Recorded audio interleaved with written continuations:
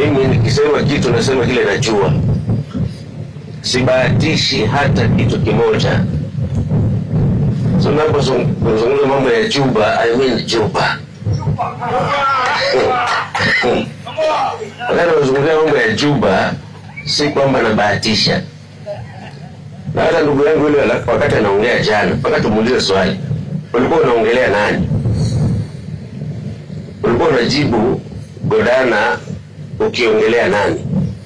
Unaongelea kwa niaba ya Juba au unaongelea kwa niaba ya taarifa hii? Mimi nimesikia anaongelea nani? Anaongelea kwa niaba ya nani? Juba au Tana? Namsikiza vizuri.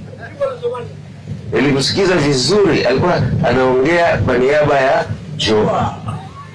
Sisi tunataka watu waongee kwa niaba ya Tana. Sasa wakati speaker anasema rehabilitation center ni muhimu,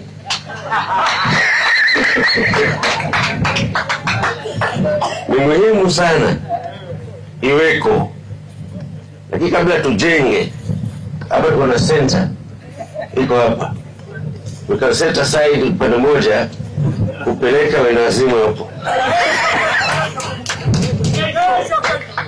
So mimi nimechukua majina yao, and Department of Gender iko hapa, chukua majina yao moja moja, sisi tutalipa, tuko na basari tutawalipia waingie wapi? Kwa Center for Rehabilitation. Ile tuna innovate the mind. You need to innovate the mind. That is rehabilitation. So we have the Center for Innovation iko hapa, utawaleta, we innovate their minds slowly until zikiwa sawa. Sasa wasimame tufanye maendeleo ya Tana. Na County Assembly inafanya kazi yake, lakini mpaka tuheshimiane.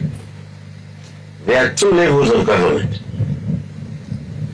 Katiba imesema at national and at county. Sasa kuna National Assembly, kuna County Assembly. Kuna county national executive, kuna county executive. And the boundaries have been set. Kila watu wako na kazi yao. It is very unfair for a member of National Assembly kuanza kupigana na members of the County Assembly. This is my government. I know this government. Let them say na mambo yao huko, na sisi tuendeshe mambo yetu ya county government. Kama ana dukuduku yake akuje hapa. This government is mine, the County Assembly is mine, and the county executive is mine. And I don't have any issue with impeachment. If there's any reason to impeach Godana, they are free to do so. No one stops the County Assembly from impeaching governors. I know my work, and I've been doing it for this is the second time I'm doing it. I've been in national government. I've been in many other jobs. And I've decided to give Tana the best of leadership, which I've done. The challenges we have is zetu. When there's a challenge, we know how to handle our challenges. But it is not upon you to come here and lecture people on how we can manage ourselves. Keep off completely this government. Kaa mbali sana na sisi. Kama kuna watu hawana heshima, and I have to say it, tumeona mambo mengi Tanzania yakifanywa na watu wa national government without us. Hawatuheshimu sisi, wanaingia county tu kufanya mambo yao bila sisi kujua. Sisiri, and I have complained to the Council of Governors. Other governors have complained to the Council of Governors, where members of the executive at national level, they just walk in, walk out in counties because of politics. Yet the law is clear.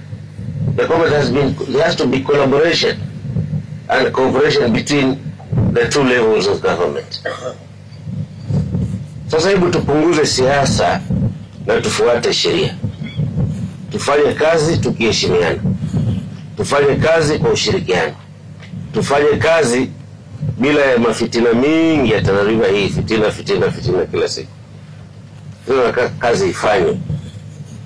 Hao wanaenda huko kupiga debe hata wameprocess title deed. Office gani ya constituency office ndio inafanya title deed? From when? Which world? Office ya constituency ina process title deed. Hata ofisi yao pia they need a title deed from us.